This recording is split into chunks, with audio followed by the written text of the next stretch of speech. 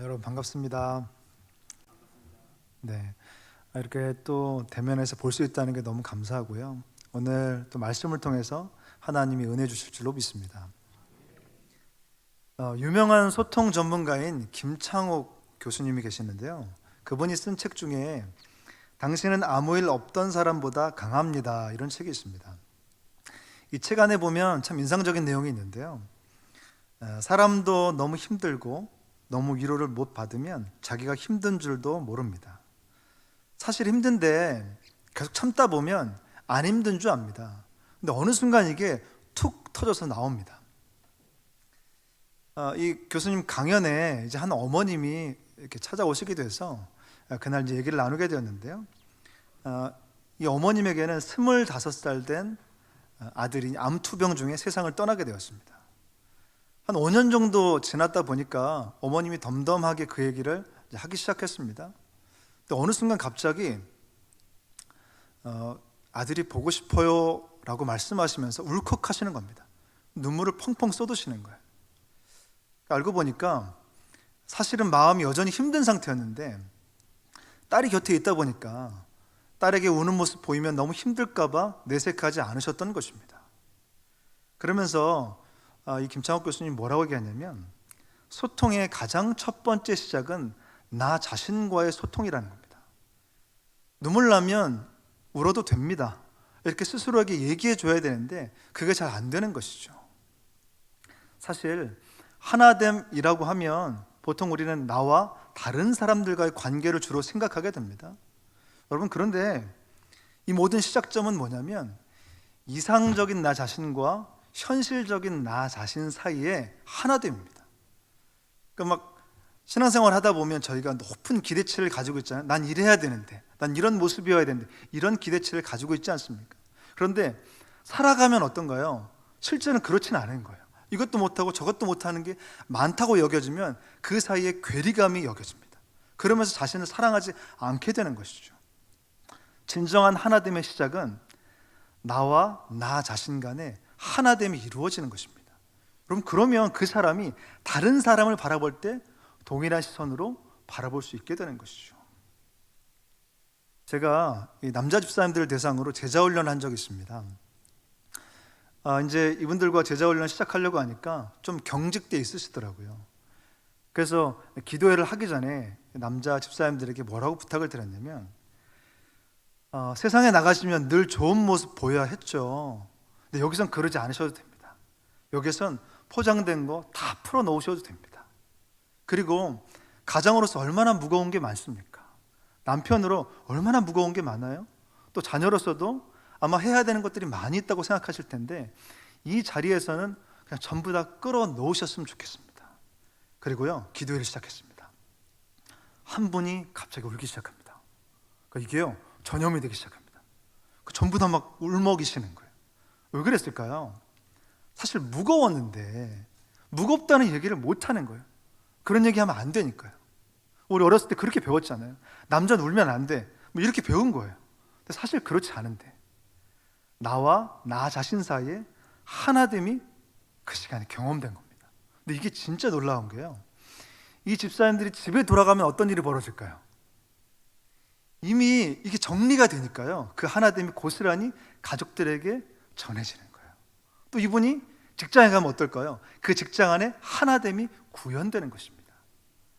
나와 나 자신 간의 하나됨이 구현된 사람은 다른 사람에게도 이 하나됨을 흘려보낸다는 것이죠.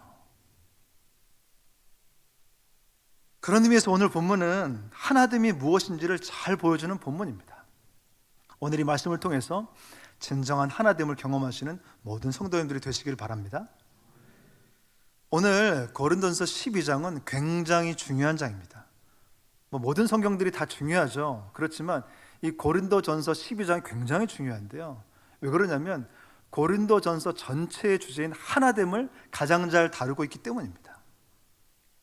당시 이 고린도 교회 안에는 굉장히 다양한 사람들이 모여 있었습니다.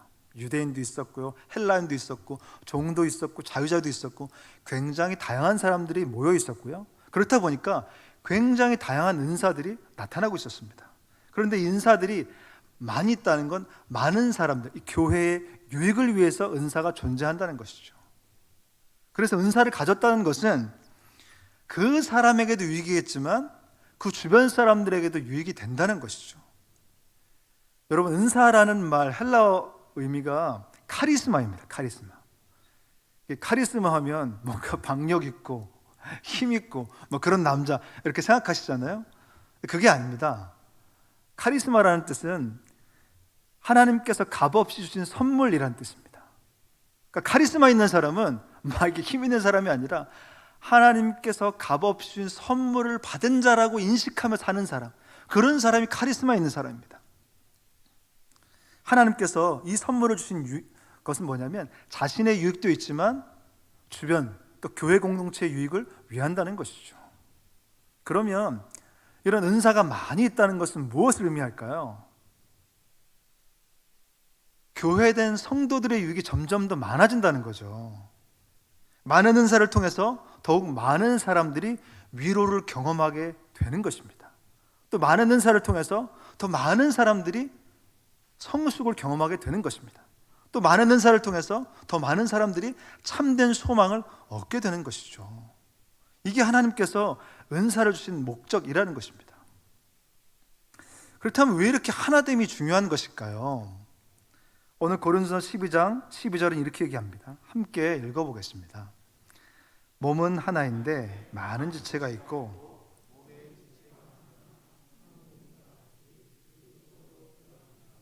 아멘. 예수님과 교회의 관계가 머리와 몸의 관계라고 합니다. 여러분, 머리와 몸을 뗄 수 있을까요? 그러면 안 됩니다. 큰일 납니다. 그럴 수 없는 것이죠. 그런 것처럼 예수님과 교회된 우리도 절대로 떨어질 수 없는 관계라는 겁니다. 예수님을 믿게 되었다는 건 뭘까요? 예수님과 끊을 수 없는 관계가 되었다는 것입니다. 이게 막 내가 예수님과 끊을 수 없는 관계를 맺으려고 신앙생활을 하는 게 아니라 이미 내가 예수님과 끊을 수 없는 관계였구나, 이걸 확인하는 게 신앙생활입니다. 오늘 예배는 뭐냐면 예배가 끝나고 나면 맞아, 내가 하나님과 끊을 수 없는 관계였지, 이걸 다시 기억하고 또 기억하는 것입니다. 그러면 교회된 성도와 성도 간의 관계는 어떨까요? 성경은 몸의 지체가 많으나 한 몸이라고 말하고 있습니다. 서로 다른 모습이 많죠. 그런데 예수님과 끊을 수 없는 관계라는 점에서 하나라는 겁니다. 이 사람도 예수님과 끊을 수 없는 관계네, 저 사람도 예수님과 끊을 수 없는 관계네, 그런 관점으로 서로를 바라보아야 한다는 것이죠. 그런 의미에서 이미 하나라는 거예요. 같이 붙어 있으니까요. 같이 하나님과 연결되어 있는 사람이니까. 예전에 청년들과 함께 전철역 앞에서 부활절 계란을 나눠준 적이 있습니다. 부활절 날 뭔가 의미 있는 일을 하고 싶어서 계란을 나눠주게 된 것이죠. 그때 교회에 얼마 나오지 않은 이 새신자인 청년이 있었습니다. 이 청년도 같이 이제 부활절 계란 나눔을 하고 돌아가는 길이었는데 그 청년이 굉장히 인상적인 얘기를 저한테 해주더라고요. 그게 뭐냐면 이전에 이 전철역을 수도 없이 지나갔습니다. 그리고 그때 그 사람들은 저에게 의미 없는 사람들이었습니다. 그냥 스쳐 지나가는 사람들이었습니다. 그런데 제가 이 부활절 계란을 나눠주려고 하니까 그리고 의미 있는 사람이 되었습니다. 그 사람들이 애틋하게 여겨졌고요, 참 안타까운 마음이 들었습니다. 의미가 부여가 된 것이죠. 그럼 이게 그 순간에 하나됨을 경험한 것입니다. 신앙생활은요, 그렇구나, 이런 하나됨 가운데 있었구나, 이것을 확인하고 또 확인하는 것입니다. 여러분, 그런데 하나됨이라는 말이 참 좋긴 한데요, 진짜 어렵습니다. 잘 안 돼요. 은사가 많을수록 그러면 더 하나됨이 잘 구현되어야 하는 거죠. 근데 그렇지 않은 경우가 많아요. 어떤 사람은 다양한 은사 속에서 열등감을 갖게 됩니다. 고린도서 12장 15절에 보니까 만일 발이 이르되 나는 손이 아니니 몸에 붙지 아니하였다 할지라도 이로써 몸에 붙지 아니하는 것이 아니요. 발은 손에 비해서 사람들에게 주목받지 못하는 은사를 말하고 있습니다. 그런데요, 이 발이 손을 바라보면서 느껴오는 감정이 있어요. 열등감. 나는 저 사람보다 못해. 저 사람보다 부족한 것 같아. 이러면서 나는 별로 중요한 존재가 아닌 것, 나는 소중한 존재가 아닌 것 같아 라고 하는 열등감이 순간순간 올라온다는 것입니다. 원사는 그런 목적이 아니잖아요. 근데 그런 마음이 자꾸 생기는 거예요. 또 어떤 사람은 다양한 은사 속에서 우월감을 갖기도 합니다. 고린도전서 12장 21절에 보니까 눈이 손들어 내가 너를 쓸데없다 하거나 또한 머리가 발더러 내가 너를 쓸데없다 하지 못하리라. 여러분, 눈은 손에 비해서 주목받는 은사를 가진 사람을 말합니다. 그러니까 눈이 손을 바라보면서 갖지 말아야 될 감정을 갖는 거예요. 그게 우월감. 나는 저 사람보다 나은데. 그러면서 무슨 생각이 드냐면 너는 나보다 못하니까 별로 중요한 존재가 아니야. 넌 필요 없는 존재야 라고 하는 생각들이 그 안에 생길 수 있다는 것이죠. 여러분, 은사를 주신 목적은 그런 게 아니잖아요. 서로를 세워가고 서로를 섬기고. 근데 이게요, 그러려고 그러는 것은 아닌데 그런 감정이 불쑥불쑥 올라온다는 것입니다. 근데 참 재밌는 게 하나 있습니다. 여러분이 우월감과 열등감이 동전의 양면과 같습니다. 분명히 손은 발에 비해서 주목받는 은사였습니다. 그런데 눈 앞에서는 주목받지 못하는 은사가 됩니다. 어제의 우월감이 오늘의 열등감이 되는 것이죠. 우월감이든 열등감이든 성경이 말하는 하나됨을 절대로 구현할 수 없는 것이죠. 참 안타깝습니다. 이게요, 이런 모습들이 생각보다 많이 나타난다는 것이죠. 그럼 질문 하나 해볼까요? 그렇다면 과연 성경이 말하는 하나됨은 어떻게 구현이 가능할까요? 이게 저희가 궁금한 거잖아요. 어떻게 가능할 걸까요? 오늘 두 가지를 통해서 하나님의 은혜를 나누기를 원합니다. 첫째, 하나됨은 다름을 사랑하는 것입니다. 오늘 고린도전서 12장 17절 18절에 보니까요, 우리 한번 같이 읽어보겠습니다. 만일 온 몸이 눈이면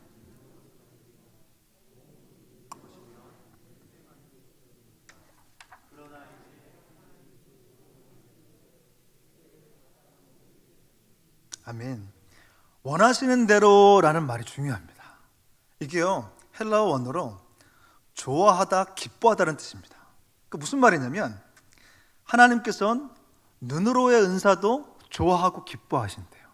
그리고 귀로의 은사도 좋아하고 기뻐하신다고 합니다.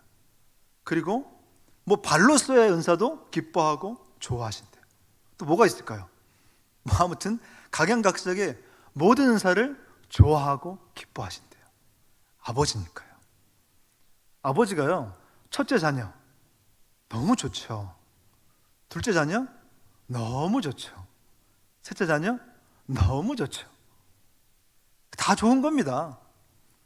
하나님 아버지가요, 어떤 은사든지 다 좋아하시고 기뻐하신다는 겁니다. 다름을 사랑하시는 거죠. 제가 말씀 준비하면 생각난 성경 구절이 있는데요, 고린도전서 9장 22절에 보니까 약한 자들에게 내가 약한 자와 같이 된 것은 약한 자들을 얻고자 하며 내가 여러 사람에게 여러 모습이 된 것은 아무쪼록 몇 사람이라도 구원하고자 함이니. 사도 바울이 여러 사람에게 여러 모습이 되려고 했대요. 그래서 유대인에게는 유대인의 입장에 서서 그를 공감해 보려고 했대요. 또 율법이 없는 사람에게는 율법이 없는 사람의 입장에 서서 그를 공감하려고 했대요. 또 율법이 있는 사람에게는 율법이 있는 사람의 입장에 서서 그를 공감하려고 했대요. 또 약한 사람에게는 약한 사람의 입장에 서서 그를 공감하려고 했다고 합니다. 여러분, 이게요, 말이 쉽죠. 이게 어렵습니다. 사도 바울도 자신의 성격과 기질이 다 있지 않겠습니까? 자기가 편했던 길이 있지 않겠습니까? 근데 왜 이렇게 힘든 길을 가죠? 왜 이렇게 어려운 걸 합니까? 편한 대로 하면 되잖아요. 근데 왜 이렇게 어렵게 상대방 입장에 다 서서 그렇게 하려고 하는 것이죠? 아까 그 성경 구절에서는 그들을 구원하기 위해서, 그들이 구원받을 수만 있다면, 그들이 하나님을 믿을 수만 있다면, 그들이 예수님을 만날 수만 있다면 내가 그렇게 1000번이라도 하겠다는 거예요. 내가 10,000번이라도 그렇게 다 하겠다는 것이죠. 오로지 한 가지, 그들의 구원만 생각한 것입니다. 그러니까 다름을 사랑할 수 있게 되는 것이죠. 방향이 분명하니까요, 그게 가능하게 된다라는 것이죠. 아버지를 사랑하지 못하는 청년이 있었습니다. 이 청년이 신앙생활도 잘하고요, 기도도 말씀도 봉사도 잘하는데 이 아버지를 사랑하는 게 너무 잘 안 된다는 거예요. 왜 그러냐면 아버지가 술을 너무 자주 드시고 오시는데 그 모습을 보는 게 너무 괴롭다는 거예요. 그래서 아버지가 술 드시고 오시면 아예 그냥 문에 나오지도 않는, 인사도 하지 않는다는 겁니다. 그러니까 본인도 얼마나 괴로웠겠습니까? 내가 예수 믿는 사람인데 이러면 안 되는데, 그게 잘 안 되는 거예요. 근데 어느 날 한 목사님의 설교를 통해서 충격을 받게 됐습니다. 어떤 말씀이냐면 부모님을 사랑할 때 형용사를 붙이지 말라는 거예요. 기도하는 부모님이면 사랑하겠습니다, 이런 기도는 바른 기도가 아니라는 거예요. 술 마시지 않는 부모님이면 사랑하겠습니다, 이런 건 바른 기도가 아니라는 겁니다. 왜냐하면 조건이 붙었잖아요. 조건적인 사랑이잖아요.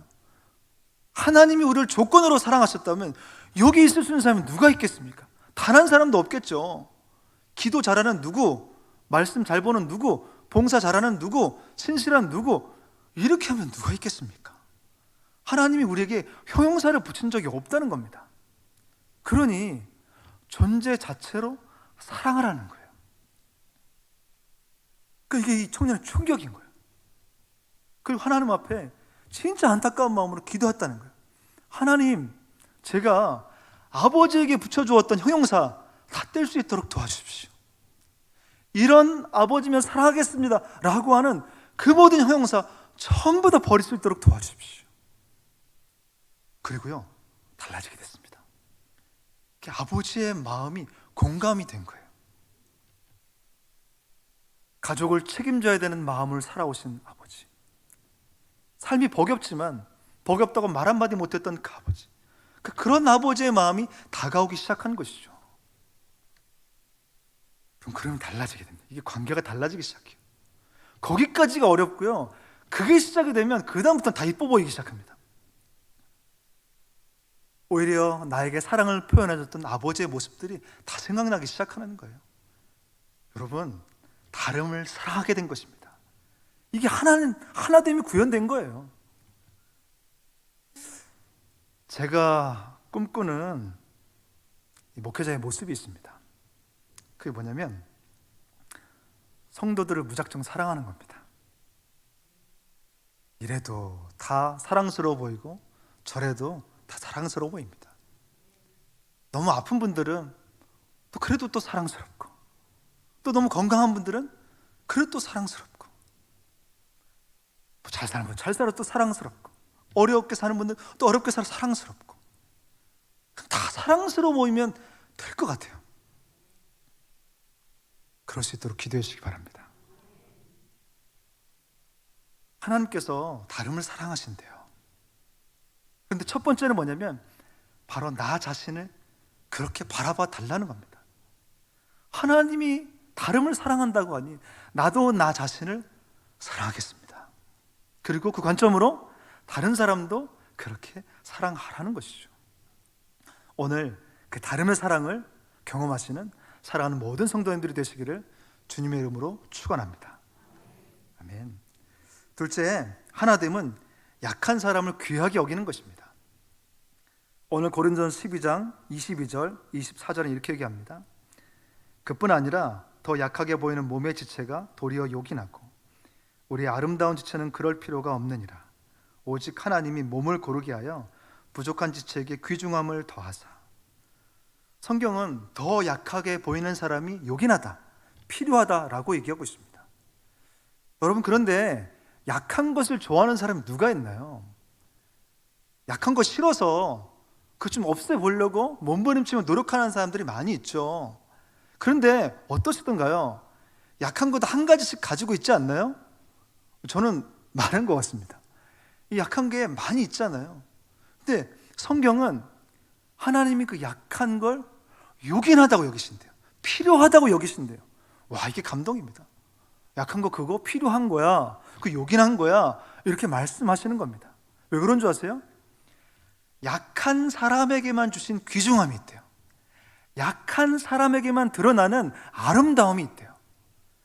그러니까 건강한 사람 얘기할 땐 감동이 안 되는 포인트가 있는데, 그 약한 사람 얘기하면 그게 그렇게 감동이 되는 거예요. 저 사람이 얘기하니까 감동이 되는 거예요. 저 사람이 그 고백을 하니까 이게 울컥하는 거예요. 그 약한 사람을 통해서만 주시는 아름다운 감동이 있다라는 것이죠.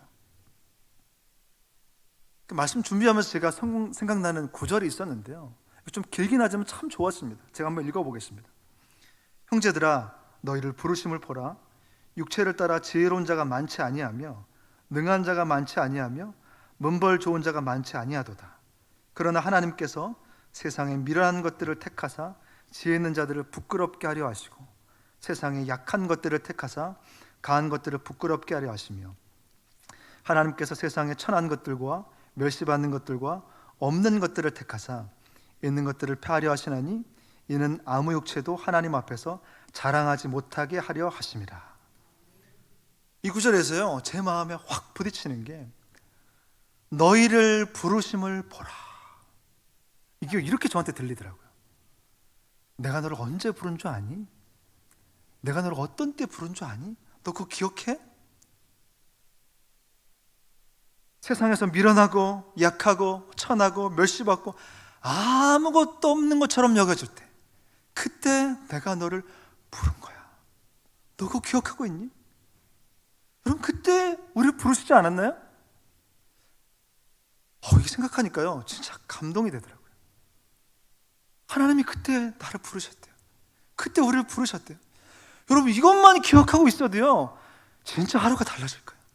이것만 저희가 잊어버리지 않아도 다시 생각할 수 있으면요, 다 감사하지 않을까요? 다 기뻐하지 않을까요?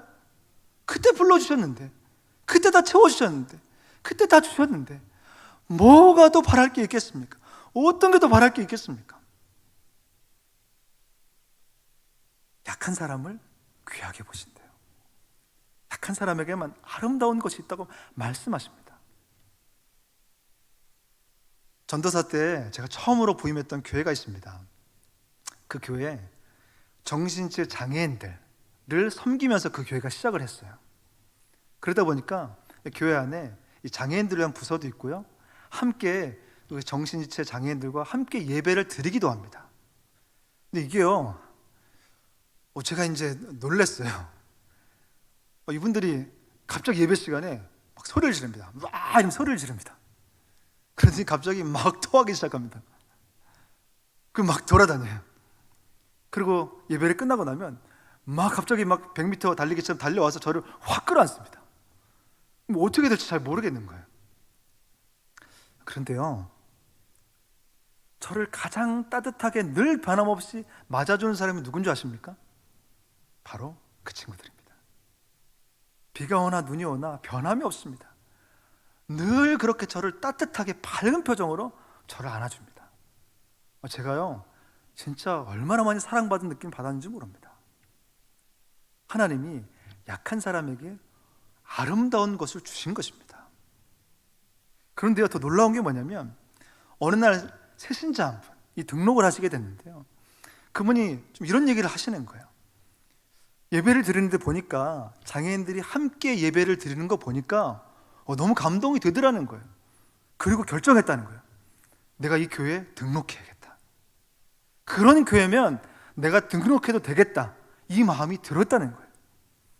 여러분, 약한 사람을 통해서 한 사람이 교회에 등록하게 되는 이 놀라운 일이 벌어지게 된 것입니다. 여러분, 이게 교회죠. 이게 교회입니다. 약한 사람이 얼마든지 올 수 있는 곳, 약한 사람도 있을 수 있는 곳. 그러니까 어떤 사람이 소개해줘. 이 교회는 가도 돼. 성서 중부교회는 가도 된대. 거기에는 나도 받아준대. 나 같은 사람도 있어도 된대. 여러분, 그게 교회죠.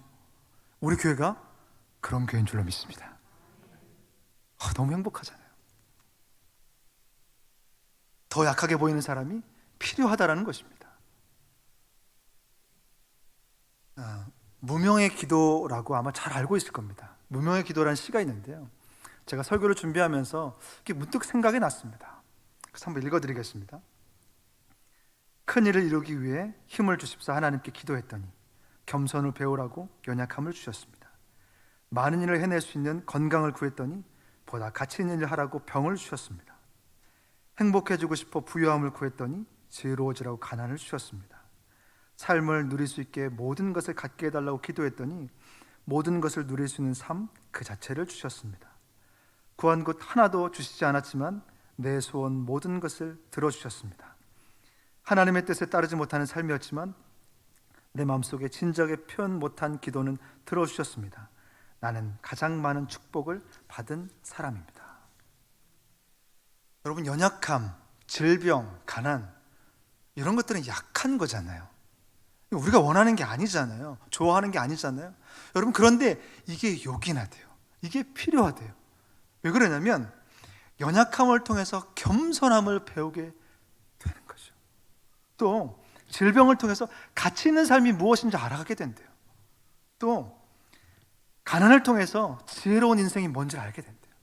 또 아무것도 없는 삶을 통해서 삶 그 자체를 소중하게 여기게 된다는 거죠. 하루가요 너무 소중합니다. 제가 이 셋째 딸이 자라는 걸 보면서 그냥 머물렀으면 좋겠다, 더 안 컸으면 좋겠다, 이런 생각이 순간 들 때가 있었습니다. 너무 이쁜데 아까운 거예요. 하루가 아까운 거예요. 그 하루가 어떤 하루인데 하나님이 선물까지 주신 하루가 아니겠습니까? 여러분, 이거를 우리가 감격스럽고 기뻐할 수 있다면 이미 그 사람은 가장 행복한 사람입니다. 이미 하나됨을 경험한 사람인 줄로 믿습니다. 말씀의 결론을 맺으려고 합니다. 예수님께서 이 땅을 떠나시기 전에 마지막으로 했던 기도가 있는데 어떤 기도인 줄 아시나요? 하나됨을 위한 기도입니다. 요한복음 17장에 보니까 예수님께서 로마 군병들에게 붙잡히시기 직전에 세 가지 기도를 했습니다. 그 중에 마지막 기도가 뭐냐면 하나됨을 위한 기도였습니다. 요한복음 17장 21절인데요. 우리 같이 한번 읽어보겠습니다. 아버지여,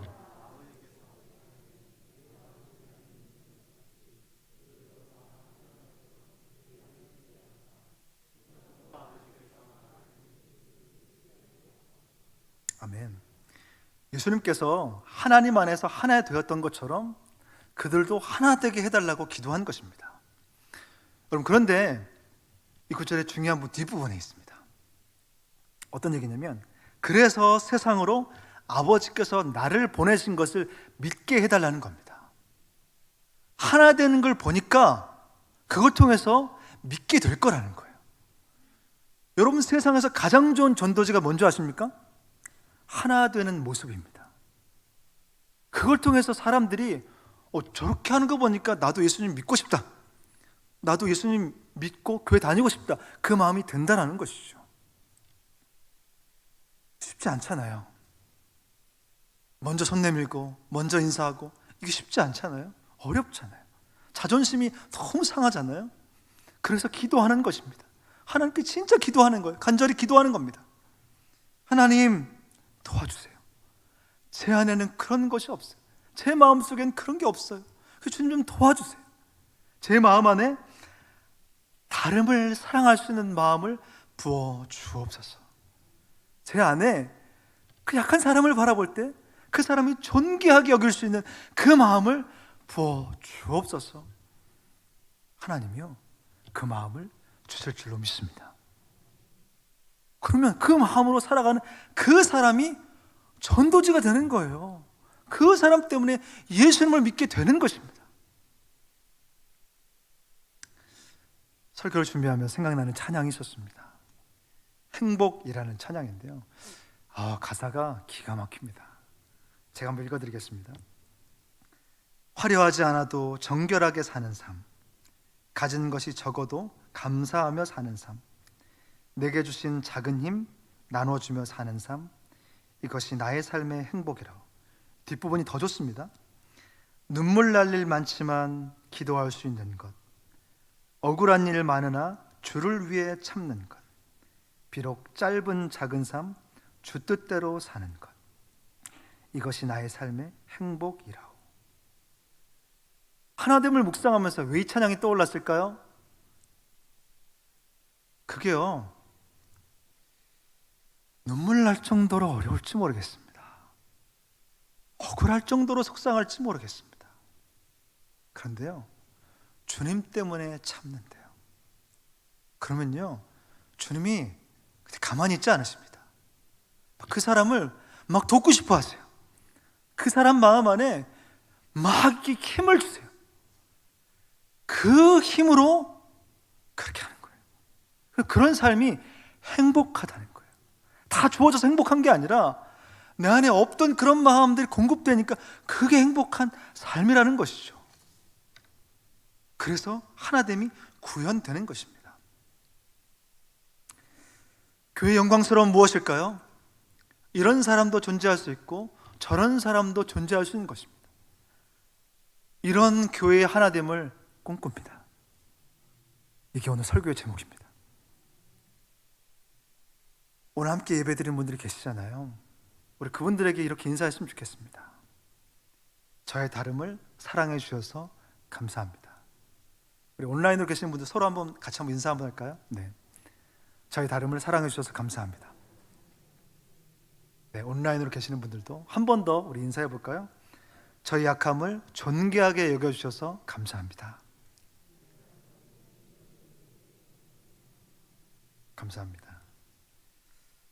이번 한 주를 살아가는 동안 오늘 이 하나됨, 이것을 경험하시는 사랑하는 모든 성도님들이 되시기를 주님의 이름으로 축원합니다. 아멘. 기도하겠습니다. 하나님 아버지, 하나 되기를 원합니다. 그런데 참 쉽지가 않습니다. 참 어렵습니다. 그래서 눈물이 날지 모르겠습니다. 너무 억울한 마음이 들지 모르겠습니다.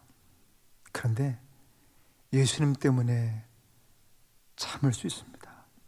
아니 주님, 예수님 때문에 그렇게 할 수 있는 마음을 주옵소서. 다름을 사랑할 수 있는 마음을 주옵소서. 약함을 존귀하게 여길 수 있는 하나님의 마음을 부어 주옵소서. 오늘 그런 하나됨을 경험하는 모든 성도들이 되도록 붙잡아 주옵소서.